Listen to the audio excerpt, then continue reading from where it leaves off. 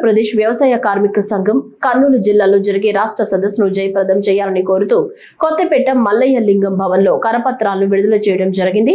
ఈ సందర్భంగా వ్యవసాయ కార్మిక సంఘం జిల్లా ప్రధాన కార్యదర్శి కాబోతు ఈశ్వరరావు మాట్లాడుతూ మహాత్మా గాంధీ జాతీయ గ్రామీణ ఉపాధి హామీ చట్టాన్ని కొనసాగించాలని, విబి రామ్జీ కొత్త చట్టాన్ని ఉపసంహరించాలని, స్వాతంత్ర పోరాటంలో కీలక పాత్ర పోషించిన మహాత్మా గాంధీ పేరును తొలగించడం సరైన విధానం కాదని, 2 దశాబ్దాలుగా ఆ పేరుతో ఈ చట్టం ద్వారా కోట్లాది మందికి వ్యవసాయ కార్మికులకు ఉపాధి కల్పించారని, పేదలు కొనుగోలు శక్తి పేరుతో ఆంధ్రప్రదేశ్ లాంటి రాష్ట్రాలతో కలిపి 25 లక్షల ఎకరాల్లో చిన్నకారు రైతు పొలాల్లో చెరువులు, కాలువ కూడికలు తీయడం వల్ల భూగర్భ జలాలు పెరిగాయని కేంద్ర ప్రభుత్వం ప్రకటించడం జరిగింది.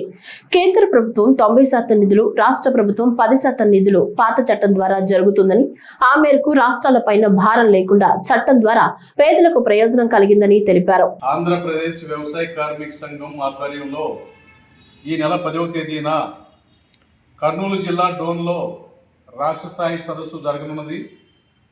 ఈ రాష్ట్ర స్థాయి సదస్సు జయప్రదం కోసం ఈ రోజున కరపత్రాలను విడుదల చేయడం జరిగింది. ముఖ్యంగా మహాత్మా గాంధీ జాతీయ గ్రామీణ ఉపాధి హామీ పథకాన్ని చట్టాన్ని కొనసాగించాలని, రామ్జీ కొత్త చట్టాన్ని ఉపసంహరించాలని వ్యవసాయ కార్మిక సంఘం డిమాండ్ చేస్తుంది. పాత చట్టం ప్రకారం అయితే ఉపాధి కూలీలు ఎప్పుడు పని అడిగితే అప్పుడు పని కల్పించే విధంగా చట్టం చేయబడింది. వారికి పని అడిగే హక్కుని పాత చట్టంలో ఏర్పాటు చేయడం జరిగింది. ఈ రోజున కొత్త చట్టం చూసినట్లయితే ఉపాధి కార్మికులకు పని కావలసినప్పుడు పని చూపించకుండా, ప్రభుత్వం చెప్పినప్పుడు ఉపాధి కార్మికులు పనిచేసే విధంగా ఈ కొత్త చట్టంలో సవరణతో కొత్త చట్టాన్ని తీసుకురావడం జరిగింది.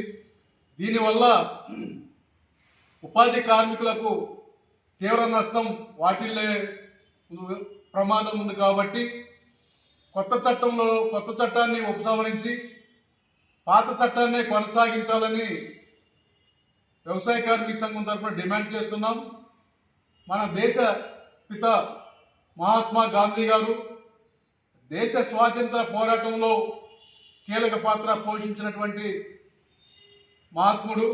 మరి అలాంటి పేరు తీసేసి మరి రామ్జీ పేరుతో, రాముడు పేరుతో మరి కులాల మధ్య హిందూ మతాల పేరుతో ఈ స్కీమ్ని నిర్వీర్యం చేసిన కుట్ర పడుతుంది. కొత్త చట్టాన్ని ఉపసంహరించాలని డిమాండ్ చేస్తున్నాం.